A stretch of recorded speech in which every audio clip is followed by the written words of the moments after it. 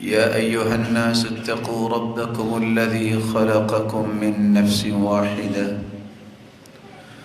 وخلق منها زوجها وبث منهما رجالا كثيرا ونساء واتقوا الله الذي تساءلون به والأرحام إن الله كان عليكم رقيبا يا أيها الذين آمنوا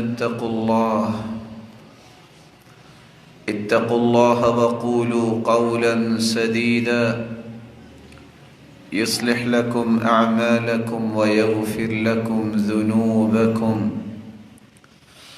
ومن يطع الله ورسوله فقد فاز فوزا عظيما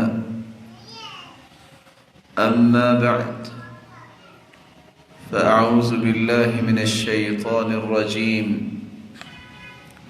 اقترب للناس حسابهم وهم في غفلة معرضون لائق التکریم سامعین مکرم، اللہ ذوالجلال ہم سب کے خالق و مالک اور رازق ہیں۔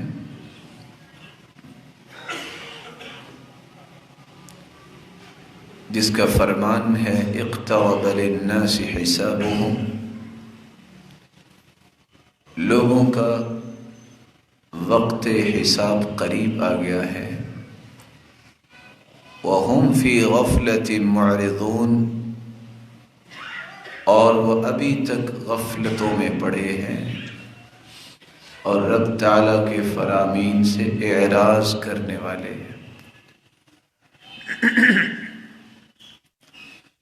اللہ ذوالجلال نے اس کائنات کو پیدا کیا اور پھر اس کا مقصد بیان کیا۔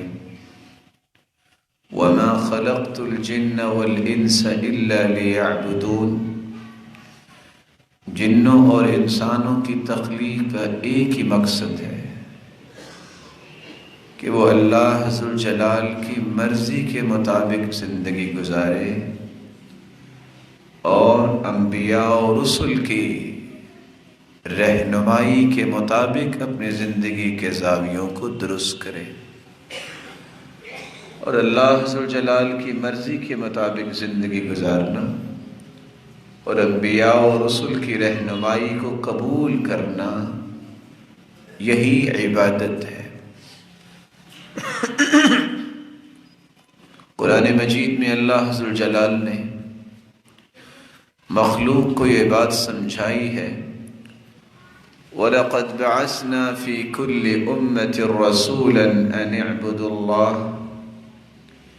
جتنے بھی انبیاء ہم نے مبعوث کیے ہیں، 1,24,000 پیغمبر، جن میں 315 رسول تھے اور بقیہ سب انبیاء تھے۔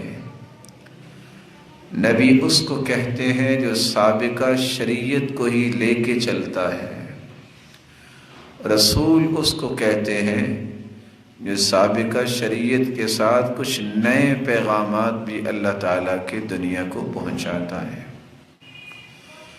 یہ 1,24,000 پیغمبر، جن میں 315 رسول بھیجے، ان سب کو ایک مشترک دعوت پیش کرنے کا حکم دیا گیا، ان اعبدوا اللہ، تم سب نے عبادت صرف ایک اللہ کی کرنی ہے، اور اسی بات کو ہی معاشرے کے اندر سمجھانا ہے۔ وَاجْتَنِبُوا الطَّاغُوتَ، اور طاغوت شیطان سے خود بھی بچنا ہے اور اپنی اپنی امت کو بھی بچانا ہے۔ طاغوت شیطان کو بھی کہتے ہیں کل ما عبد من غیر اللہ فہو راض، اللہ اور اس کے رسول کو چھوڑ کر کسی اور کی عبادت کی جائے، کسی اور کی بات اللہ اور اس کے رسول کے مقابلے میں مانی جائے، اور وہ شخص اس بات پہ راضی ہو کہ لوگ میری مان رہے ہیں قرآن و حدیث چھوڑ کر، تو یہ بھی طاغوت ہے۔ انبیاء اور رسل کی اس دعوت کے بعد یہ سلسلہ آپ صلی اللہ علیہ وآلہ وسلم تک کیسے پہنچا؟ کس طرح 1000 سال تک روئے زمین پہ کوئی شرک نہیں تھا، آدم سے لے کر نوح علیہ السلام تک 1000 سال تک کوئی شرک نہیں ہوا۔ سب سے پہلے اس شرک کی بنیاد نوح علیہ السلام کی قوم میں پڑی، جب انہوں نے قرآن و سنت، قرآن اور نبی کے فرمان سے اعراض کیا اور شیطان کے بہکاوے میں آ کر اپنی عقل کو اللہ کی وحی کے مخالف ہونے کے باوجود اس کو تسلیم کیا۔ نتیجتاً نوح کی قوم، جنہوں نے اللہ ذوالجلال کے نیک اور صالح بندوں کی محبت میں غلو کیا، نتیجتاً ان کے مجسمے بنا کے ان کے فوت ہو جانے کے بعد اپنے گھروں میں رکھے، جب یہ دنیا سے چلے گئے تو اولادیں آئی تو انہوں نے ان کو سجدہ کرنا شروع کر دیا۔ لا تذرن ودا ولا سواعا ولا یغوث ویعوق ونسرا، یہ 5 نیک لوگوں کے نام ہے، ود، سواع، یغوث، یعوق، نسر، جس کا قرآن نے تذکرہ کیا ہے۔ ان اللہ کے نیک بندوں، ولیوں کی محبت میں غلو کیا، بیلنس پہ نہیں رہے، نتیجتاً شرک میں مبتلا ہو گئے۔ آہستہ آہستہ شرک پھیل گیا، اور پھر اللہ کا فیصلہ ہوا ان سارے مشرکوں کو، اور اسی طرح جس جس نے نافرمانی کی تھی سب کو اللہ نے ڈبو دیا اور دنیا کے لیے عبرت بنا دیا۔ انبیاء کا یہ تسلسل جاری رہا، آخری پیغمبر محمد الرسول اللہ صلی اللہ علیہ وسلم تشریف لائے، اور وہ خود اپنی زبان مبارک سے فرماتے ہیں، انا خاتم النبیین، لوگوں میں خاتم النبیین ہوں، انا قائد المرسلین، میں جتنے بھی انبیاء آئے ہیں میں ان کا لیڈر ہوں، انا سید ولد آدم، میں پوری آدمیت اور انسانیت کا سرتاج ہوں۔ اور اللہ ذوالجلال کے پیغمبر نے فرمایا، قیامت کے دن بھی جب لوگ اکٹھے ہو کے میرے پاس آئیں گے تو آ کے یہی کہیں گے، انت رسول اللہ و خاتم الانبیاء، آپ تو اللہ کے رسول ہیں اور خاتم الانبیاء ہیں، آپ ہماری سفارش کیجئے۔ اور خود رسول اللہ صلی اللہ علیہ وسلم نے فرمایا، انی عبد اللہ لخاتم النبیین، میں اللہ کا بندہ ہوں لیکن تمام انبیاء و رسل کا سرتاج ہوں۔ آپ صلی اللہ علیہ وسلم آئے اور آپ صلی اللہ علیہ وسلم پر قرآن نازل ہوا، اور اس قرآن کے اندر اللہ تعالیٰ نے ایک فیصلہ سنایا، اقترب للناس حسابهم، لوگوں کا وقت حساب قریب آ گیا ہے، وهم فی غفلۃ معرضون، اور وہ ابھی تک غفلت میں اعراض برتنے والے ہیں۔ کون سا وقت حساب قریب آ گیا ہے؟ ایک نہیں سینکڑوں امیدیں اپنے سینے میں چھپائے انسان پھر رہا ہے، اس کو یہ کچھ پتہ نہیں کہ کون سی امیدیں پوری ہوں گی، اور شاید کہ موت اس سے پہلے اسے دبوچ لے، کیا کر سکے گا؟ کس خوش فہمی میں اپنی زندگی کے اس سنہری وقت کو ضائع کر رہا ہے، نہ اسے اللہ یاد، نہ اسے نماز کی پابندی، نہ اس کا دل قرآن سے لگتا ہے، نہ اس کا دل مسلمانوں کی خیر خواہی اور ہمدردی کی طرف لپکتا ہے، نہ اس کے اندر اس طرح کی صلاحیت پیدا ہو رہی ہے کہ وہ اللہ ذوالجلال کی اس زمین پر اللہ کے نظام کو نافذ کرنے کی کوشش کرے۔ وہ سوچ رہا ہے چلو کچھ حالات بہتر ہوں گے تو کچھ کروں گا۔ کون سے حالات بہتر؟ اللہ کے رسول کا فرمان ہے۔ اللہ کے رسول صلی اللہ علیہ وسلم نے فرمایا اصبروا، وقت ایسا قیامت کے قریب آ گیا ہے، صبر کر لو۔ فَإِنَّهُ لَا يَأْتِي عَلَيْكُمْ زَمَانٌ إِلَّا الَّذِي بَعْدَهُ شَرٌّ مِّنْهُ، آئندہ آنے والا وقت جو ہے وہ پہلے سے برا ہوگا۔ اور دوسری روایت میں آتا ہے لا يأتي عليكم يوم أو زمان وفي رواية ما من عام، آئندہ آنے والا دن، آئندہ آنے والا سال، آئندہ آنے والا زمانہ، یہ پہلے دن، سال اور زمانے سے برے ہی آئیں گے، جیسا کہ سلسلہ صحیح ہے اور صحیح بخاری کی روایت۔ اس لیے رسول اللہ صلی اللہ علیہ وسلم نے امت کو یہ راز بتایا، یہ مت ذہن میں بٹھاؤ کہ کل کو شاید مجھے وقت ملے گا میں کوئی اچھے کام کروں گا۔ ہو سکتا ہے تم کل تک زندہ ہی نہ رہو، اور ہو سکتا ہے زندہ رہو بھی تو پہلے سے ایام برے ہی آنے ہیں، برائیاں بڑھتی ہی جائیں گی، اس لیے نیکیاں کر لو جتنا تمہیں اللہ نے موقع دیا ہے۔ بادروا بالاعمال، مسلمانوں عمل صالح کر لو، جلدی کر لو۔ فتن کقطع اللیل المظلم، ایسے فتنے زمین پہ بپا ہوں گے جس طرح رات کی تاریکی بڑھتی بڑھتی اور بڑھتی ہی چلی جاتی ہے، اس طرح فتنے براجمان ہوں گے زمین پر۔ حالت یہ ہوگی یصبح الرجل مؤمنا، صبح کے وقت ایک شخص آپ کو مومن نظر آئے گا، وَيُمْسِي كَافِرًا، شام کے وقت وہ کافر ہو چکا ہوگا۔ یمسی مؤمنا، ایک شخص کو شام کو آپ ملو گے کہ یہ بندہ مومن ہے، وَيُصْبِحُ كَافِرًا، جب صبح ہوگی تو پتہ چلے گا وہ تو کافر ہو گیا ہے۔ سبب کیا بنے گا؟ يَبِيعُ دِينَهُ بِعَرَضٍ مِّنَ الدُّنْيَا، وہ دنیا کے چند ٹکوں کے پیچھے اپنے ایمان کو راتوں رات بیچ چکا ہوگا۔ ایسے فتنے آئیں گے۔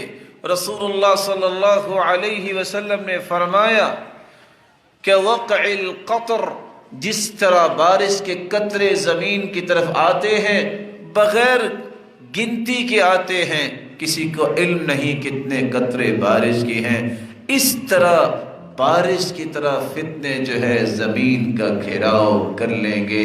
ینسی تالیہا ماضیہا، جب کوئی فتنہ آئے گا بندہ مومن کہے گا ہذہ مہلکتی، اب میں مارا گیا، لیکن وہ فتنہ گزرے گا، ایک نیا فتنہ آ جائے گا۔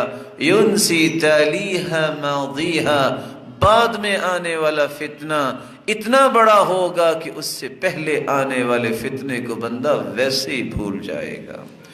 رسول اللہ صلی اللہ علیہ وآلہ وسلم نے فرمایا اس لیے دنیا کے حرص چھوڑ کر، دنیا کے نشے کو چھوڑ کر جنت کے حرص پیدا کرو، کیونکہ اللہ کے رسول صلی اللہ علیہ وسلم نے فرما دیا اقتربت الساعہ ولا يزداد الناس على الدنيا الا حرصا، قیامت قریب آ گئی، وقت حساب قریب آ رہا ہے اور دنیا کی حرص مال میں بڑھ رہی ہے۔ ولا يزدادون من اللہ الا بعدا، جس طرح دنیا کا نشہ اور دنیا کے حرص، دنیا کا طمع زیادہ ہوتا جا رہا ہے، اتنا ہی لوگ اللہ سے دور ہوتے جا رہے ہیں۔ اور ایک وقت آنے والا ہے تمہیں پتہ بھی نہیں چلے گا، تمہیں علم بھی نہیں ہوگا، تم کدھر کو نکلو گے گھر سے، تمہیں کہاں جانا ہوگا کچھ پتہ نہیں۔ جہاں تمہاری موت لکھی ہے رب تعالیٰ تمہاری ضرورت کو وہاں رکھیں گے، تم اپنی ضرورت ہی پوری کرنے کے لیے جاؤ گے۔ اللہ کے رسول صلی اللہ علیہ وسلم نے فرمایا اللہ ذوالجلال کا یہ ایک قانون ہے، اذا اراد قبض روح عبد بارض، اللہ جس زمین پہ کسی اپنے بندے کی روح کو قبض کرنا چاہتے ہیں، جعل له فیها او قال بها حاجہ، بندے کی وہاں ضرورت رکھتے ہیں، یہ ہنستا کھیلتا، یہ مسکراہٹے بکھیرتا، یہ دنیا پہ رعب جماتا، یہ مال و دولت کی کر و فر میں رب کو بھلانے والا، ایک وقت ایسا آنے والا ہے ہر ایک کو اس موت کے آغوش میں جانا ہے، جس موت کو نہ انبیاء نے چھوڑا، نہ اولیاء کو چھوڑا، نہ اصفیاء کو چھوڑا، نہ رسول بچے، نہ کوئی طاقتور بچا، نہ کوئی مال و دولت کا ماہر بچا، اور نہ ہی عہدے اور مملکتیں سنبھالنے والا بچا۔ وہ وقت ہوگا جس وقت موت کا فرشتہ آئے گا، جب انسان موت کے فرشتے کو دیکھتا ہے، عین الملک، جب فرشتہ نظر آتا ہے، والتفت الساق بالساق، اگر کوئی بیمار ہے تو پنڈلی پہ پنڈلی چڑھ جاتی ہے، فإذا بلغت الحلقوم، جب روح نکل کے ہنسلی تک آ جاتی ہے، جب فرشتہ نظر آ جائے تو دنیا کی ہر چیز سے انسان گونگا اور بہرا ہو جاتا ہے، بلاؤ، ہلاؤ، حرکت کراؤ، اب وہ سکت باقی نہیں رہتی، آخر وہ روح اللہ ذوالجلال کی طرف پرواز کرتی ہے، اگر وہ نیک روح ہے، نہیں تو اس کو فرشتے کہتے ہیں اخرجی ایتھا النفس الخبیثہ، او خبیث روح نکلو، وہ دوڑتی ہے انسان کے جسم میں، اور اس طرح اس روح کو پھر نکالا جاتا ہے جس طرح ایک کپڑے کو کانٹوں والی جگہ پہ رکھ کے کھینچا جائے تو تار تار ہو جاتا ہے، اس طرح یہ روح نکلتی ہے اس انسان کی جو گنہگار ہے، جو کافر ہے، جو عقیدے کا منافق ہے، جو ایمان میں شک کرنے والا، شریعت میں شبہات اور شکوک کا شکار ہے۔ اور سچ کہا موسیٰ علیہ السلام نے کہ موت ایک ایسی حقیقت ہے کہ جس طرح چڑیا کو زندہ آپ توے پہ رکھ دیں، نہ اسے موت آئے، آپ بھوننا بھی چاہتے ہیں، وہ اچھلتی بھی ہے، موت بھی نہیں آئی، اور کس طرح تم بھونو گے۔ عمر بن عاص رضی اللہ تعالی عنہ کہا کرتے تھے، مجھے تعجب ہوتا ہے کہ لوگ موت کے وقت آنکھیں بھی کھولی ہوتی ہیں، بول بھی رہے ہوتے ہیں، لیکن بتاتا ہی کون نہیں کہ کیا ہو رہا ہے، موت کی حقیقت کیا ہے۔ لیکن کون بتائے، ایک وقت آ گیا جب عمر بن عاص رضی اللہ تعالی عنہ آخری سانسوں میں چلے گئے، اس وقت لوگوں نے کہا اپنی بات کو یاد کرو جو تم لوگوں کو کہتے تھے کہ موت کا کوئی حال ہی بتا دے کہ موت کیسے آتی ہے، اب تم بتاؤ۔ انہوں نے اس وقت یہ الفاظ بولے تھے، میں کیا بتاؤں، یہ چھوٹی سی جان ہے، مجھے لگتا ہے کہ پورا آسمان اس پہ گر چکا ہے، میں کیا بتاؤں، میری زبان اب بتانے کے قابل نہیں رہی۔ ایک وقت آنے والا ہے جس میں ہر ایک کو اس موت کے آغوش میں جانا ہے۔ یا من بدنیاہ اشتغل وقد غرک طول العمل، الموت یأتی بغتتا والقبر صندوق العمل۔ اے دنیا میں مست ہونے والے، اے دنیا کی اس لالچ میں اپنی زندگی کو داؤ پہ لگانے والے، سن لے، اپنی زندگی کو ضائع نہ کر۔ وقد غرک طول العمل، لمبی امیدوں نے تجھے برباد کر دیا ہے، میں یہ کروں گا، یہ ہو جائے گا، کچھ نہیں ہوگا، ہوگا وہ جو تیرے رب نے فیصلے کیے ہیں۔ الموت یأتی بغتتا والقبر صندوق العمل، تیری یہ ساری کی ساری پلاننگز، یہ پلانر بنے بنے پڑے رہ جائیں گے، ہوگا وہ جو تیرے رب کا فیصلہ ہے، اور ایک چٹکی کا وقت بھی نہیں لگے گا، تیری روح تیرے جسم سے جدا ہو جائے گی۔ الموت یأتی بغتتا، اچانک موت آئے گی، والقبر صندوق العمل، اس قبر میں وہی چیز کام آئے گی جو تیرے صندوقچی میں عمل ہوگا، جو تیری زندگی میں عمل ہوگا۔ موت کے آغوش میں جانے کے بعد اعلانات ہوں گے، کسی کا چھوٹا اعلان، کسی کا بڑا اعلان، لیکن چھوٹا ہو یا بڑا ہو کوئی نام نہیں لے گا. یہی پوچھے گا میت تیار ہے، نہیں پوچھے گا کہ چودھری صاحب تیار ہو گئے، نہیں پوچھے گا کہ فلاں صاحب تیار ہو گئے.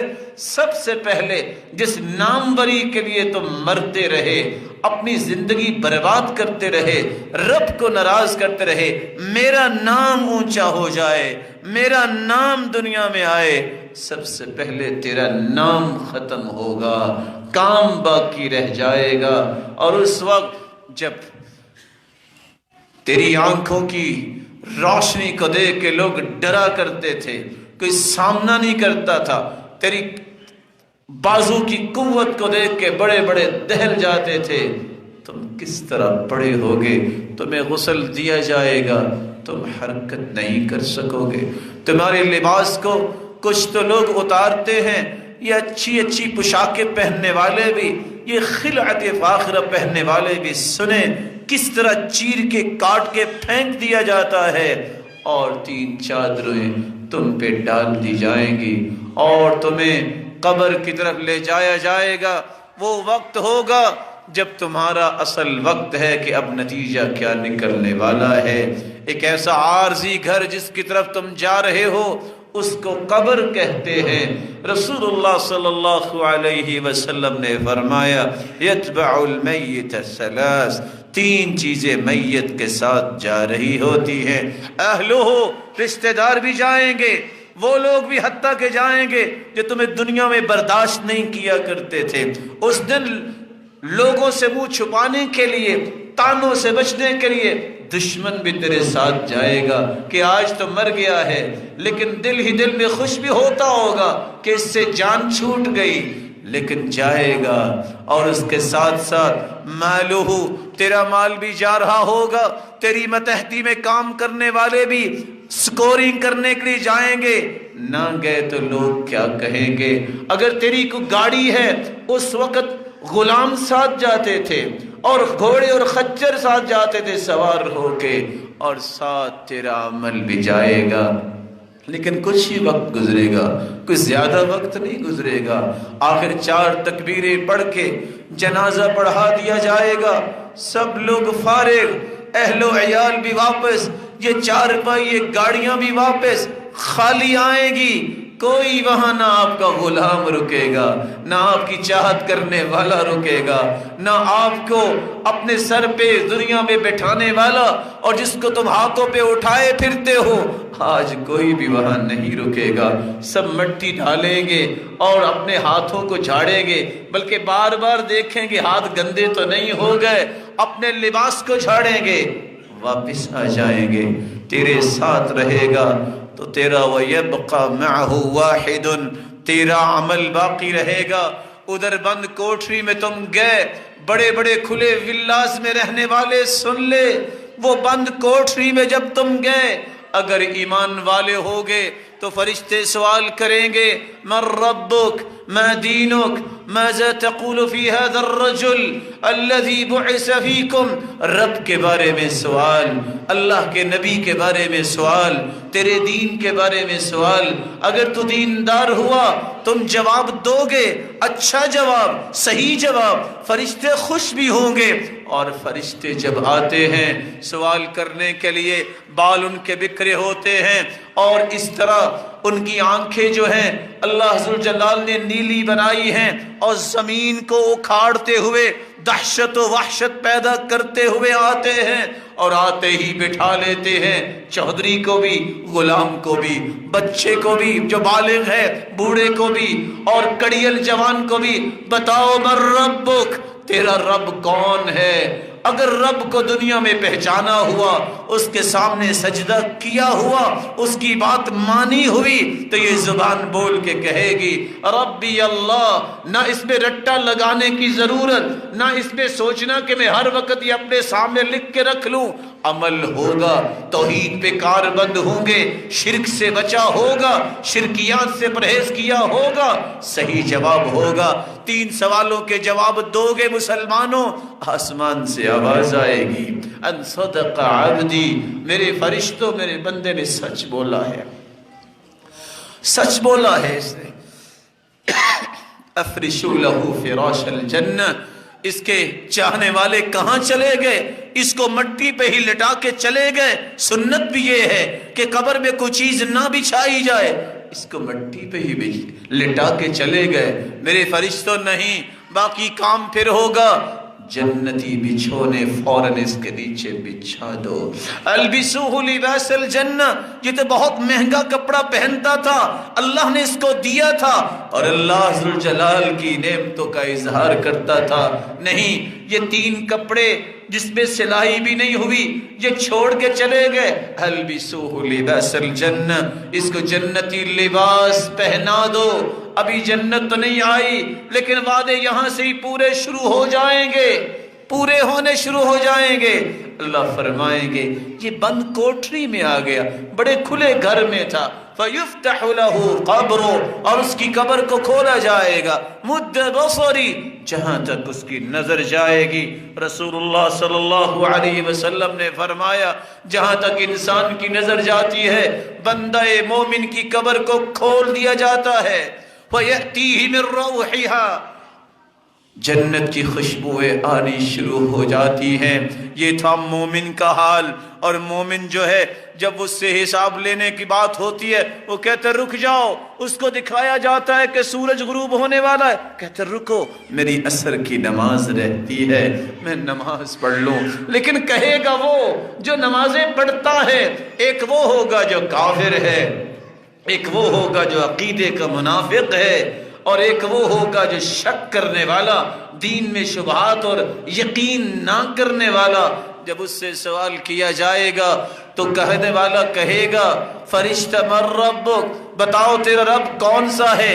یہ قبروں پہ سجدے کرنے والا، یہ اللہ ذوالجلال کے مقابلے میں کسی اور کی عبادت کرنے والا، یہ کسی اور کے ساتھ اللہ ذوالجلال کی محبت جو اللہ ذوالجلال کے ساتھ کرنی ہے کسی اور سے کرنے والا، یہ کہے گا ہاں لا ادری، میں نہیں جانتا، ہاں لا ادری، وَكَأَنَّهُ يَتَذَكَّرُ شَيْئًا وَلَمْ يَدَّكِرْ، ہاں سے کیا مراد ہے؟ جو حدیث کے الفاظ ہیں، سوچے گا یہ لفظ تو سنا تھا، یہ تو تقریروں میں بھی لوگ کہتے تھے اللہ ہے اور اللہ ذوالجلال ہی رازق ہے، وہی مالک ہے، وہی عبادت کے لائق ہے، لیکن یاد نہیں آئے گا۔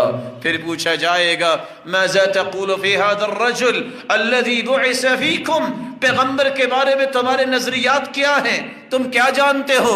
جس نے سنت کو اختیار کیا نہیں ہوگا، جس نے ساری زندگی بدعات کو سینے سے لگائے رکھا، جس نے اپنے بڑے کو، جس نے اپنے سینے سے نکلنے والی ایک بات کو ہی نبوت کا درجہ دے دیا کہ میں جو کہہ رہا ہوں وہ سچ ہے، وہ کیسے کہے گا کہ میں نے اللہ کے رسول کو اپنا پیغمبر مانا ہے؟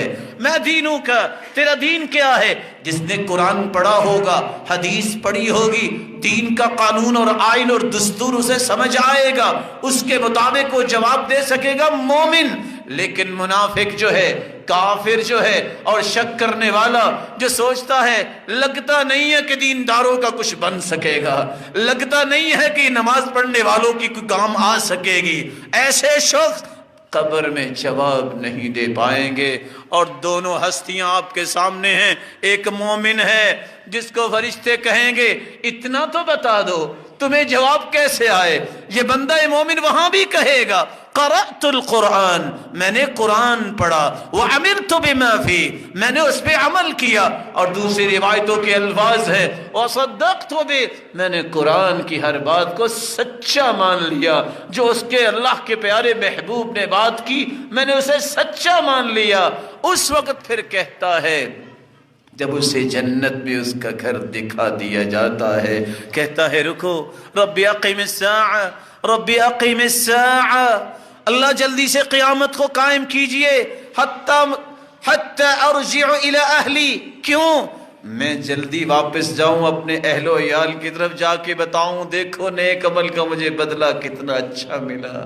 اللہ کے فرشتے کہتے ہیں نم کہ نومت العروس، سو جاؤ، اس وقت تک سو جاؤ جب تک قیامت نہیں آ جاتی، اور ایسے سو جاؤ جیسے دلہن سوتی ہے، کوئی اسے اٹھانے والا نہیں ہوتا۔ اس کے مقابلے میں کافر ہے اور عقیدے کا منافق ہے، او المرتاب، اور دین میں شک کرنے والا، جب تینوں سوالوں کے جواب ایک ہی ہوتا ہے، ہاں لا ادری، مجھے علم نہیں ہے۔ خود فرشتے کہتے ہیں لا دریت ولا تلیت، نہ تو نے قرآن پڑھا نہ دین کو سمجھا، تجھے کیسے جواب آتے؟ فَيُضْرَبُ بِمَطَارِقَ مِنْ حَدِيدِ ضَرْبَ بَيْنَ أُذُنَيْ، دو کانوں کے درمیان ایک گرز اٹھاتے ہیں فرشتے جو اس کے دو کانوں کے درمیان مارتے ہیں۔ یہ اتنا بڑا ہتھوڑا ہے، پوری کائنات مل کے اس کو اٹھا نہیں سکتی۔ اگر کسی پہاڑ پہ مار دیا جائے تو پہاڑ بھی ریزہ ریزہ اور مٹی بن جائے، اور یہ اسی طرح اس پہ عذاب شروع ہو جاتے ہیں، اور اللہ ذوالجلال کے فرشتے مسلط کر دیے جاتے ہیں عذاب دینے کے لیے۔ قیامت تک ایسا سلسلہ ہوتا ہے، اور ایک وقت پھر آنے والا ہے۔ یہ تو میری اور آپ کی موت کا وقت ایک بہت قریب ہے، ایک وقت آنے والا ہے ساری کی ساری کائنات تہس نہس ہو جائے گی۔ یہ محلات کیا، یہ بڑی بڑی کوٹھیاں اور بنگلے کیا، سب منیا میٹ ہو جائیں گے۔ اور یاد رکھنا گنتی کے چند منٹوں میں ایک وقت آنے والا ہے جب عیسیٰ علیہ السلام آئیں گے، مہدی علیہ السلام کا دور آئے گا، اور کس طرح صلیب کو توڑا جائے گا، خنزیر مارے جائیں گے، یہودی اور عیسائی قتل ہو جائیں گے۔ اور یہ وہ دور آنے والا ہے جب گدھے پہ بیٹھ کر سفر ہوگا۔ یہ جہاز، یہ ٹیکنالوجی کے خواب دیکھنے والوں سن لو، محمد کریم کی زبان سے نکلنے والی بات سچی ہے۔ اور عیسیٰ علیہ السلام کس طرح دجال کو قتل کریں گے، یہ دوڑتا ہوا کہاں جائے گا؟ یہ مدینے کے جرف سے نکل کر پوری دنیا کا چکر لگانے کے بعد مدینے میں داخل ہونا چاہے گا، مکہ اور مدینہ میں داخل نہیں ہو سکے گا۔ ما من ارض الا سیطأ، دنیا کی ہر کونے کونے پہ جائے گا۔ آج تو چھوٹی چھوٹی دجالیوں کے سامنے سجدے ہو جاتے ہیں، جو معمولی سے کرتب دکھاتا ہے لوگ سجدہ کرتے ہیں۔ دجال آنے والا ہے جس کے بارے میں ہر نبی نے اپنی امت کو ڈرایا۔ اللہ کا حکم ہوگا، وہ کسی درخت کو کہے گا پھل پھینکو، پھل آنے لگ جائے گا۔ اس نے جنت و جہنم بھی بنائی ہوگی، لیکن اس کی جنت جہنم ہوگی اور جہنم جنت ہوگی، حتیٰ کہ عیسیٰ علیہ السلام اس کے پیچھے بھاگیں گے، دوڑیں گے، اور اسے باب اللد میں اسرائیل میں جا کے قتل کریں گے، اور وہ پگھلتا ہی جائے گا۔ پھر ایک وقت آنے والا ہے اللہ کی نشانیاں قیامت کی شروع ہوں گی۔ ایک زمین سے جانور نکلے گا جو ہر مومن کے ماتھے پہ لکھ دے گا یہ مومن ہے، کافر کے کافر لکھ دے گا۔ اور کس طرح کی نشانیاں آنے کے بعد ایک وقت آئے گا، آگ آئے گی اور پوری کائنات کو آگے لگا لے گی۔ پوری کائنات گھروں کو چھوڑ کر درندے جنگلوں کو چھوڑ دیں گے، اور یہ وہ وقت ہوگا جب کرنا میں پھونک پھونکی جائے گی۔ یوم ہم بارزون لا يخفى على الله منهم شيء لمن الملك اليوم لله الواحد القهار۔ یہ ساری کی ساری زمین جس کو آباد کرتے کرتے کیا کچھ ہو گیا، سب پہ پانی آ جائے گا، کوئی چیز نظر نہیں آئے گی، کوئی کائنات کا کوئی فرد باقی نہیں رہے گا سوائے اللہ کی ذات کے۔ اس وقت اللہ فرمائیں گے لمن الملک اليوم، آج بتاؤ کس کی بادشاہی ہے؟ جواب کون دے؟ کوئی بچا تو ہوگا نہیں، نہ کوئی نبی بچا، نہ کوئی فرشتہ بچا، نہ کوئی ولی بچا، نہ کوئی انسان بچا، نہ کوئی بادشاہ بچا۔ خود ہی رب تعالیٰ فرمائیں گے للہ الواحد القہار، آج بادشاہی اس اکیلے رب کی ہے جو بہت بڑا قہار ہے۔ پھر اللہ کا حکم ہوگا، دوبارہ فرشتہ جس نے پھونک لگائی ہوگی اس فرشتے کو دوبارہ قرنا دی جائے گی، اور دوبارہ قیامت بپا ہونے لگے گی۔ فَإِذَا نُفِخَ فِي الصُّورِ فَلَا أَنْسَابَ بَيْنَهُمْ يَوْمَئِذٍ وَلَا يَتَسَاءَلُونَ، دوبارہ پھونک ماری جائے گی۔ یہ انسانیت جو سمجھتی ہے کہ مر جائیں تو سکون مل جائے گا، خودکشیاں کر لیتے ہیں۔ وَلَوْ أَنَّنَا مِتْنَا لَاسْتَرَحْنَا لَكَانَ الْمَوْتُ رَاحَةُ كُلِّ شَيْءٍ، اگر مرنا ہی یہ آسانی اور راحت ہوتی تو ہر مر جانے کو مل جاتی ہے آسانی، لیکن مرنے کے بعد حساب بھی ہے، وہاں پوچھا جائے گا کیا کر کے آئے ہو، کیسے کرتے رہے، کیا کماتے رہے، کہاں سے کماتے رہے، کیا خرچ کرتے رہے۔ رب تعالیٰ کے حکم سے پوری کی پوری کائنات اپنے قبروں سے نکلے گی اور میدان محشر میں ان کو جمع کیا جائے گا۔ رسول اللہ صلی اللہ علیہ وسلم نے فرمایا نہ جسموں پہ کوئی لباس ہوگا، نہ پاؤں میں کسی کی جوتی ہوگی، بال بکھرے ہوئے ہوں گے، جس طرح وہ پیدا ہوا بغیر مختون، بغیر ختنہ کیے، اسی طرح میدان میں آئے گا۔ اور حالت یہ ہوگی لوگوں کے اندر اس طرح کا خوف ہوگا اور اس طرح کی ہولناک یہ ہوگی، 50,000 سال کا یہ دن اتنا سخت ہوگا۔ یکون الناس یکون الناس علی قدر اعمالهم فی العرق، اعمال کی بدولت انہیں پسینے میں ڈبکیاں لگانی ہوگی، کسی کا پسینہ اس کے ٹخنے تک، کسی کا پسینہ اس کے گھٹنے تک، کسی کا پسینہ الی حقوی اس کی کمر تک، کسی کا پسینہ اس کے منہ تک، اور کوئی 70 ہاتھ پسینے میں ڈبکیاں کھا رہا ہوگا۔ یہ ایسی ہولناکی ہوگی۔ اللہ ذوالجلال قرآن میں فرماتے ہیں یوم یکون الناس کالفراش المبثوث، لوگ اس طرح گرے ہوں گے جیسے پتنگے گرے ہوتے ہیں۔ لوگوں کی حالت یہ ہوگی، اللہ ذوالجلال فرماتے ہیں وَتَرَى النَّاسَ سُكَارَى وَمَا هُمْ بِسُكَارَى وَلَكِنَّ عَذَابَ اللَّهِ شَدِيدٌ، مت والوں کی طرح جیسے نشہ کرنے والے ادھر ادھر گر رہے ہوتے ہیں، اس طرح انسانیت گر رہی ہوگی۔ اور اللہ ذوالجلال کے پیغمبر نے فرمایا اس دن دنیا کی حالت یہ ہوگی، کچھ لوگ تو نور کے ممبروں پہ بٹھائے جائیں گے، لیکن کب اس ہولناکی کو بھی اللہ ذوالجلال ان سے دور فرمائیں گے۔ ساری دنیا آدم کے پاس پہنچے گی اور ساری کائنات چلتے چلتے اللہ کے رسول کے پاس آئے گی، اور اللہ کے رسول اللہ کے عرش کے نیچے سجدہ ریز ہو جائیں گے اور اللہ ذوالجلال سے دعائیں کریں گے اور اللہ کی تعریف کریں گے۔ اللہ ذوالجلال فرمائیں گے ارفع رأسک وسل تعطى واشفع تشفع، اپنا سر مبارک اٹھائیے، سوال کیجئے، سفارش کیجئے، ہم آپ کی سفارش قبول کریں گے۔ اللہ کے رسول صلی اللہ علیہ وسلم کی سفارش پہ اس وقت جا کے کائنات کا حساب شروع ہوگا۔ پھر اللہ ذوالجلال کے حکم سے وَعُرِضُوا عَلَىٰ رَبِّكَ صَفًّا، سارے لوگوں کی صفیں بنائی جائیں گی، انبیاء کی صفیں الگ، فرشتوں کی صفیں الگ اور مجرموں کی صفیں الگ۔ وَامْتَازُوا الْيَوْمَ أَيُّهَا الْمُجْرِمُونَ، مجرموں تم الگ صفیں بنا لو، یہ چور ہیں، یہ ڈکیت ہیں، یہ دھوکے باز ہیں، یہ فراڈ کرنے والے، یہ سارے کافر، ان کی الگ صفیں۔ رسول اللہ صلی اللہ علیہ وسلم نے فرمایا ایسے ماحول میں کچھ ایسے خوش نصیب ہوں گے جن کو عرش کا سایہ ملے گا، جو عادل بادشاہ ہے، جس نے جوانی کی حفاظت کی، جس نے مسجد سے دل لگائے رکھا، جس نے رب کی رضا کے لیے کسی سے محبت کی، جو خفیہ صدقہ کرنے والا ہے، جو برائی کی دعوت کو ٹھکرا دینے والا ہے، جو اکیلا بیٹھ کے اللہ کے سامنے آنسو بہانے والا ہے۔ ایسا وقت بھی آئے گا کہ اللہ ذوالجلال کسی کو انبیاء کی، کسی کو صدیقین کی، شہداء اور صالحین کی صف میں لے جائے گا۔ یہ کون لوگ ہیں؟ ہو مسلمان، ہو تاجر، ہو سچا، ہو امانت دار، ان کو عام صفوں سے نکال کے انبیاء اور صدیقین اور شہداء اور صالحین کی صفوں میں کھڑا کر دیا جائے گا۔ ابھی صفوں کی درستگی ہو رہی ہے۔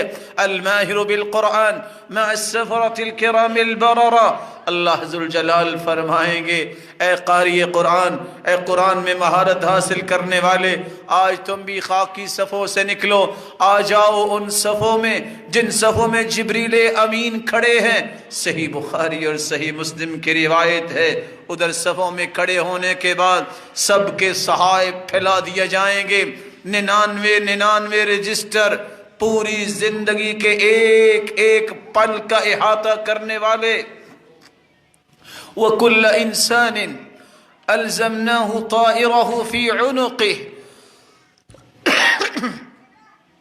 جس طرح ٹیگ آج بھی لگا دیا جاتا ہے، مرنے کے بعد میت کے کفن پہ بھی بعض جگہوں پہ یہ ٹیگ لگایا جاتا ہے، بلکہ ہر شخص جہاں بھی کسی سسٹم کے تحت جاتا ہے اس نے وہ پہنا ہوتا ہے جس پہ اس کا نام اور اس کا پتہ بھی لکھا ہوتا ہے، اس کا عہدہ بھی لکھا ہوتا ہے۔ یہ ٹیگز تھما دیے جائیں گے۔ وَكُلَّ إِنسَانٍ أَلْزَمْنَاهُ طَائِرَهُ فِي عُنُقِهِ، اور اس کی گردن میں ہی وہ کارڈ ہوگا جس کے آگے سارے کے سارے زندگی کے معاملات کھلنے ہیں۔ يَوْمَئِذٍ تُعْرَضُونَ لَا تَخْفَى مِنْكُمْ خَافِيَةٌ، رب تعالیٰ کے سامنے پیش کیا جائے گا اور کوئی چیز مخفی نہیں رہ جائے گی، اور حالت یہ ہوگی ان ربکم یحاضر، ہر ایک کو اللہ کے سامنے پیش ہو کر حساب دینا ہے۔ ایک ایک بندے کے ساتھ رب تعالیٰ کلام فرمائیں گے، لیس بینہ وبینہ ترجمان ولا حجاب، کوئی پردہ نہیں ہوگا، لا تری فیہا عوجا ولا امتا، یہ چٹیل میدان جس میں پوری کائنات کھڑی ہے، وہاں چھپنے کی جگہ تو ہوگی نہیں، کل کائنات کے سامنے رب تعالیٰ پوچھیں گے، جواب اسے خود دینا ہوگا، نہ کوئی ٹرانسلیٹر، نہ کوئی وکیل اور ایڈوکیٹ کہ تمہاری ترجمانی کر سکے، اور نہ ہی کوئی پردہ ہوگا۔ رسول اللہ صلی اللہ علیہ وسلم کا فرمان ہے، کھڑے کھڑے اللہ کا حکم ہوگا، کوئی بندہ یہاں سے قدم نہیں اٹھا سکتا۔ کیوں نہیں اٹھا سکتا؟ جب تک 5 سوالوں کا جواب نہیں دے گا۔ لا تزول قدم عبد حتى يسأل عن 5، جب تک 5 چیزوں کا جواب نہیں دو گے ایک قدم بھی آگے نہیں جا سکتے۔ وہ 5 چیزیں کون سی ہے؟ عن شبابه فيما ابلى، بتاؤ میرے بندے تم نے جوانی کہاں گزاری؟ وعن عمره فيما افنى، تجھے زندگی کی نعمت دی اسے کہاں خرچ کیا؟ وعن ماله من اين اكتسب، مال تیرے پاس کہاں سے آیا؟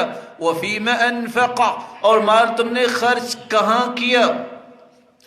اور اللہ کے رسول صلی اللہ علیہ وسلم کا فرمان ہے 5واں سوال یہ ہوگا، وعن علمه ما عمل به، جتنی چیزیں تو دین کی جانتا تھا بتاؤ علم کے مطابق عمل کتنا کیا؟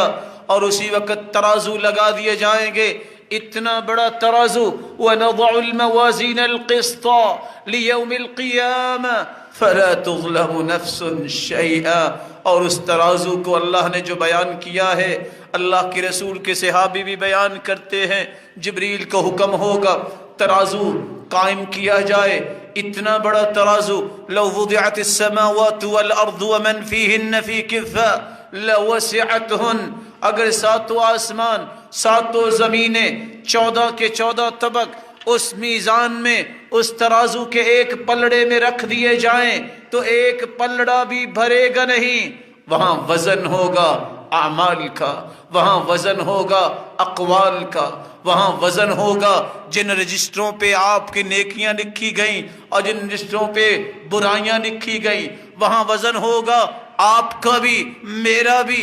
اللہ کے رسول نے فرمایا ایک موٹا شخص لایا جائے گا، انه ليأتي الرجل العظيم السمين لا يزن عند الله جناح بعوضة، وہ دنیا میں چلتا تھا لوگ راستہ چھوڑ دیتے تھے، بہت موٹا ہے، بڑا بھاری بھرکم ہے، اور دیکھتے ہی دیکھتے دہشت و وحشت میں لوگ چلے جاتے، یہ بہت بڑا انسان ہے۔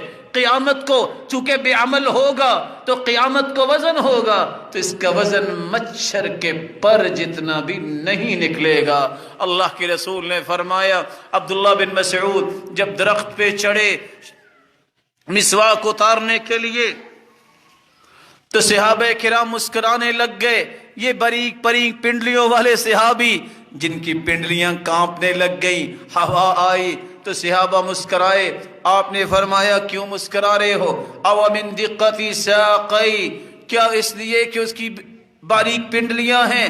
والذی نفسی بیدی انہما اثقل فی المیزان من جبل احد، اللہ کی قسم قیامت کو جب اس کا وزن ہوگا تو یہ 2 پنڈلیاں جو عبداللہ ابن مسعود کی ہیں یہ احد پہاڑ سے بھی وزنی ثابت ہوں گی۔ اس وقت وزن ہوگا جس کی نیکیاں زیادہ ہوں گی وہ نجات پائے گا، اور جس کی نیکیاں کم ہوں گی وہ نجات نہیں پائے گا، اس کے اور بھی سلسلے شروع ہو جائیں گے۔ یہ نیکیاں جس کی زیادہ ہوئیں یہ حوض کوثر کی طرف چل نکلے گا۔ اللہ کے رسول نے فرمایا جتنے آسمان کے ستارے ہیں اتنے اللہ ذوالجلال نے برتن حوض کوثر پہ رکھے ہوں گے، جو بھی آئے گا میں اسے پلاؤں گا، اور جو پی لے گا اس کو کبھی بھی پیاس نہیں لگے گی۔ رسول اللہ صلی اللہ علیہ وآلہ وسلم نے فرمایا اس کے بعد ہر شخص کا وزن ہوتے ہوتے ایک ایسے شخص کا بھی تذکرہ کیا جس کے پاس کوئی نیکی نہیں ہوگی اور برائیوں کا پلڑا بھاری ہے۔ حکم ہوگا اس کو جہنم کی طرف لے جایا جائے۔ اللہ ذوالجلال کے پیارے پیغمبر فرماتے ہیں آواز آئے گی جلدی نہ کرو، جلدی نہ کرو، ڈھونڈ کے لاؤ اگر اس کی کوئی نیکی ہے۔ ایک فرشتہ جائے گا اور ایک کارڈ لے کے آئے گا، ایک بطاقہ لے کے آئے گا۔ کون سا بطاقہ؟ جس پہ لا الہ الا اللہ یہ کلمہ توحید لکھا ہوگا۔ اللہ ذوالجلال کے فرشتے جب اس کو پلڑے میں ڈالیں گے یہ دیکھتا ہوگا اور کہے گا کیا بننا ہے اس کارڈ سے؟ آج بھی لوگ سمجھتے ہیں توحید نے کیا کام آنا ہے، ہمارے تو مسائل ہی بڑے ہیں، سارے اللہ تعالیٰ کیسے نعوذ باللہ حل کریں گے؟ ہمیں تو فلاں کے پاس بھی جانا ہوتا ہے، فلاں کے پاس بھی۔ جب اس کارڈ کو رکھا جائے گا فطاشت السجلات، وہ گناہوں کے پلڑے اٹھ جائیں گے، اور وہ پلڑا جس میں یہ کارڈ توحید کا ڈالا جائے گا وہ بھاری ہو جائے گا۔ رسول اللہ صلی اللہ علیہ وسلم نے فرمایا وہاں سے نجات پانے والے، وہاں سے آگے آنے والے پل صراط پہ آئیں گے۔ ثم یؤتی بالجسر فیجعل بین ظہران جہنم، جہنم کے اوپر ہی اس پل کو رکھا جائے گا، اور یہ پل کیسی ہوگی؟ مدحضۃ مزلۃ علیہ خطاطیف وکلالیب وحسکہ مفلطقہ لها شوک عقیفہ تکون بنجد یقال لها السعدان، ایک ایسی پل جو تلوار سے بھی تیز ہوگی اور بال سے بھی باریک ہوگی۔ کون گزرے گا؟ کافر تو پاؤں رکھتے ہی جہنم کا ایندھن بن جائے گا، مرتاب دین میں شک کرنے والا تو اسی وقت گر جائے گا۔ بچے گا کون؟ مومن بچے گا۔ بچے گا کون؟ جس نے ایمان کو قبول کیا اور گناہ بھی اگر ہو گیا اس سے کمی کوتاہی بھی ہو گئی، اگر غیبت سننے کرنے والا ہے کلالیب، وہاں کنڈیاں لگی ہوں گی، آنکھوں سے اس نے غلط دیکھا، یہ آنکھوں کو نکال لینے والی، یہ کانوں کو اچک لینے والی، یہ اسی طرح گرتا اور اسی طرح کھڑا ہوتا بھی گزرے گا۔ لیکن کچھ ایسے بھی ہوں گے جس کے بارے میں حدیث کہتی ہے کل کریح، کچھ لوگوں کو اللہ ہوا کی طرح گزار دیں گے، کل برق، کسی کو اللہ جس طرح بجلی کڑکتی ہے بجلی کی طرح گزار دیں گے، کاجاوید الخیل، کچھ ایسے لوگ تیزی سے گزرے گے جس طرح گھڑ سوار ایک دڑکی کے لیے تیار کیے ہوئے گھوڑے پہ بیٹھ کے گزرتا ہے۔ اس وقت انبیاء کی زبان پہ بھی ایک ہی لفظ ہوگا یا ربی سلم سلم، اللہ آج ہمیں بچانا، اللہ آج ہمیں سلامتی عطا کرنا۔ میں من ملک مقرب ولا نبی، کوئی بھی نبی کوئی بھی فرشتہ ایسا نہیں ہوگا، سب کے سب اس وقت پریشانی کے عالم میں ہوں گے ابتدا میں، لیکن اللہ اپنے نبیوں کو کبھی بھی پریشان نہیں ہونے دیتا، سب کو اللہ ذوالجلال بلند مقام پہ پہنچائیں گے۔ رسول اللہ صلی اللہ علیہ وآلہ وسلم نے فرمایا کچھ لوگ نیکیاں کرنے والے لیکن ان کے گناہ بہت زیادہ ہوں گے، صرف شرک نہیں انہوں نے کیا ہوگا، وہ بھی جہنم میں اس وقت گر جائیں گے، اور حالت یہ ہوگی حتی صاروا حمما، کوئلہ بن جائیں گے۔ بعد میں ان کا بھی فیصلہ ہوگا، اگر انہوں نے توحید کو قبول کیا تو رب تعالیٰ ان کے لیے بھی معافی تلافی کا ایک دور بنائیں گے۔ رسول اللہ صلی اللہ علیہ وآلہ وسلم نے فرمایا اس کے بعد انسان کو جنت میں داخل کیا جائے گا، اور جنتی جب جنت میں جائیں گے اس وقت 33 سال کی عمر ہوگی، خواہ کوئی بڑھاپے میں فوت ہوا، کوئی جوانی میں فوت ہوا، اور ان کے چہرے اس وقت 14ویں رات کے چاند کی طرح چمک رہے ہوں گے۔ کچھ ایسے ہوں گے جو بغیر حساب و کتاب کے جنت میں جائیں گے، جو 4 ارب 90 کروڑ لوگ ہیں۔ کچھ ایسے ہوں گے جن کو رب تعالیٰ 3 مرتبہ چلو بھر کے جنت میں رکھ دیں گے۔ کچھ ایسے ہوں گے جن کو بغیر حساب کے جہنم میں کافروں کو پھینکا جائے گا۔ اللہ ذوالجلال کے یہ فیصلے آنے والے ہیں۔ یہ سب باتیں احادیث کی روشنی میں آپ نے سنی۔ آج وہ وقت یاد کرنا چاہیے، بہت لمبا ابھی وقت ہے جس سے تمہیں آگے نکلنا ہے۔ اس لیے اس معمولی سی زندگی کو مت دیکھیے اس کے بعد کیا ہونے والا ہے۔ یہ غلط لکھتے ہیں لکھنے والے کہ آخری آرام گاہ قبر، وہ آخری آرام گاہ نہیں ہے، وہ تو ایک عارضی آرام گاہ ہے، اور اس کے لیے آرام گاہ ہے جس کو آرام ملے گا جو مومن ہوگا، کافر کے لیے نہیں، اسی طرح عقیدے کے منافق کے لیے نہیں، اور جو دین میں شک کرنے والا ہے اس کے لیے نہیں۔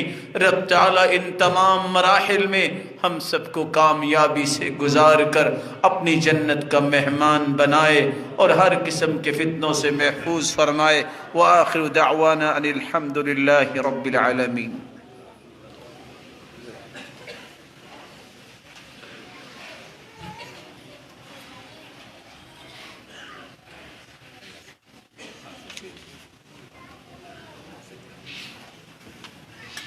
الحمد لله على إحسانه والشكر له على توفيقه وامتنانه أما بعد۔ اللہ ذوالجلال کا فرمان ہے اقترب للناس حسابهم وهم في غفلة معرضون۔ دنیا کا وقت حساب قریب آ گیا ہے لیکن وہ ابھی غفلت میں ہیں۔ اس غفلت سے دور کیسے ہو سکتے ہیں، اور ان تمام مراحل میں کامیابیاں کیسے مل سکتی ہیں؟ کامیابی حاصل کرنے کے لیے بھائیوں، میں آپ کی خدمت میں صرف 7 چیزیں پیش کرنا چاہوں گا۔ سب سے پہلی چیز، اللہ کی توحید کو اختیار کرو، شرک سے بچ جاؤ، شرکیہ کلمات سے بچ جاؤ۔ اگر پیدا اس نے کیا ہے تو میری پیشانی اس کے سامنے جھکنی چاہیے۔ اور آپ نے ابھی سنا کہ یہ کلمہ توحید ہی ہے جو اس کو نجات دے گا۔ جب پلڑوں میں اس کا وزن کیا جائے گا تو توحید اسے نجات دے گی۔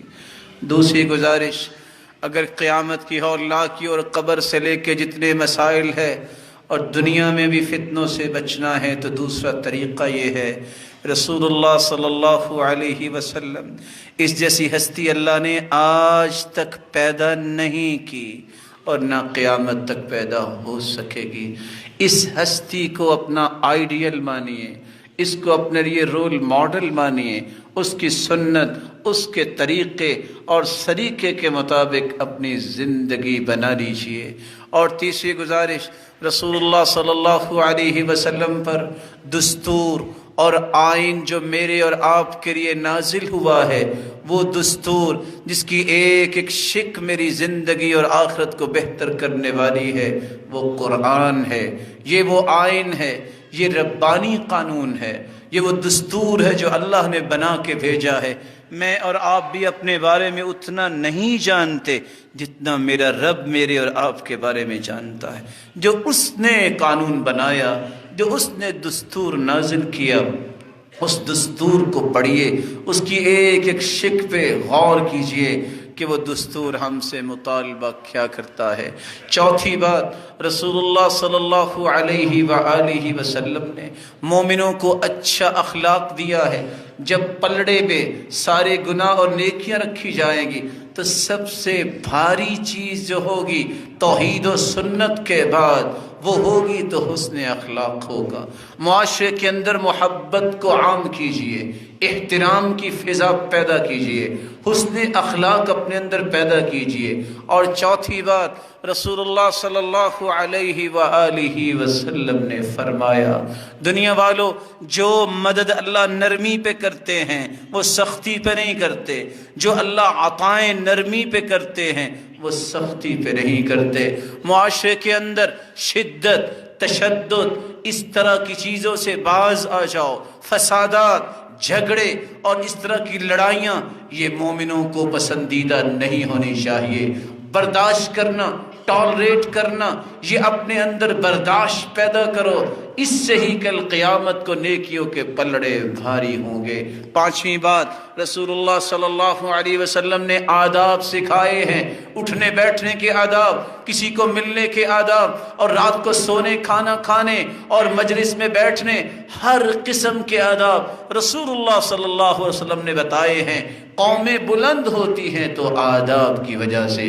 اپنے اندر تہذیب پیدا کیجئے، متانت و سنجیدگی اپنے اندر پیدا کیجئے، اور اپنے اندر انہدام اور اس طرح کی گفتگو کے کردار اور گفتار کے اس طرح کے غازی بنیے کہ آپ کی ہر بات نیکی لکھی جائے اور آپ کا ہر عمل آپ کے درجات کی بلندی کا باعث ہو۔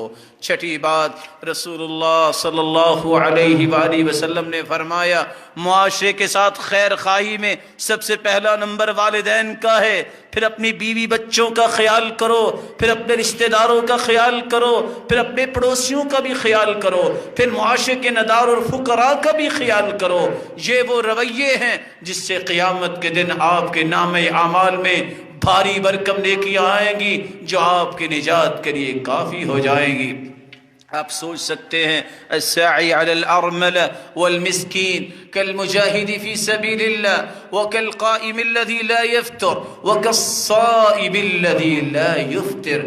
جو شخص صرف کوشش کرتا ہے کسی مسلمان کی خیر خواہی کے لیے، کوشش، خرچ کرنا اور بات ہے، یہ تو بلند درجے کی بات ہے۔ کوشش کرنے والا، اس کو ثواب اتنا ملتا ہے جتنا کافر کے ساتھ کوئی جہاد کر رہا ہے، جتنا ساری زندگی تہجد پڑھنے والے کو ملتا ہے، جتنا ساری زندگی روزہ رکھنے والے کو ملتا ہے۔ ساتویں بات، اللہ کی نعمتوں کی قدر کرو۔ یہ نعمت اسلام ہے، یہ نعمت قرآن ہے، اور یہ نعمت اللہ کے رسول صلی اللہ علیہ وسلم کی حیثیت سے ہے۔ ان نعمتوں کی قدر کرو، ان نعمتوں میں اس وطن عزیز کی بھی قدر کرو، اس کو ہرا بھرا رکھنے کے لیے، پرامن رکھنے کے لیے، اور اس میں اسلام کے نظام کو عام کرنے کے لیے جب تک آپ کوشش نہیں کرتے، اپنے دائرے میں رہ کر زندگی میں کبھی قانون کو ہاتھ میں نہ لے، کیونکہ یہ میرا اور آپ کا دائرہ نہیں۔ علم والوں کا دائرہ ہے بیان کرنا، قانون والوں کا ادارہ ہے قانون نافذ کرنا، عوام کا ادارہ اپنا ایک دائرہ ہے کہ وہ صرف نشاندہی کرے۔ یہ غلطی ہوئی ہے، اس کی اصلاح ہو، کبھی بھی اپنے دائرے سے نہ نکلے۔ رسول اکرم صلی اللہ علیہ وسلم کے صحابی نے اس لیے فرمایا تھا، اور یہ بات بھی سمجھنے والی ہے۔ ابو درداء کہا کرتے تھے، جو شخص اپنے دائرے سے نکل کے گالیاں دینا شروع کر دیتا ہے، کس کے بارے میں؟ ولی الامر کے بارے میں، ظالم بادشاہی کیوں نہ ہو، جو گالیوں پہ آ جاتا ہے، جو اس طرح کی حرکتوں پہ آ جاتا ہے، اسی دن اس کی منافقت شروع ہو جاتی ہے۔ رسول اللہ صلی اللہ علیہ وسلم کے صحابہ عبداللہ ابن عمر، حجاج اس وقت ظلم بھی کرتا تھا لیکن اس کے پیچھے ہی نماز پڑھتے تھے۔ حق گوئی کرنا الگ بات ہے، لیکن معاشرے کو فساد کی طرف لے جا بات ہے۔ مومن فساد کو پسند نہیں کرتا، مومن امن سے ہے، ایمان امن سے ہے، اسلام سلامتی سے ہے۔ جس کے سینے میں اسلام ہے، جس کے سینے میں ایمان ہے، کبھی سلامتی سے دور نہیں ہوتا، کبھی امن سے دور نہیں ہوتا۔ رب تعالیٰ آپ سب کو راحت و رحمت و عزت والی زندگی عطا فرمائے، اور قیامت کے دن کے ہولناکیوں کے لیے تیاری کی توفیق عطا فرمائے۔ مولا کریم جو دنیا سے جا چکے ان کو کروڑ رحمتوں سے نواز دے۔ الہ العالمین جو زندہ ہیں ان کو اپنی رحمت کے سائے تلے زندہ رکھ، جس طرح تیرے گھر میں جمع ہیں اے اللہ سب کو جنت الفردوس میں جمع فرما۔ مولا کریم اپنے محبوب کے رفاقت نصیب فرما اور اپنے دیدار کا مستحق بنا۔ وآخر دعوانا الحمد للہ رب العالمین۔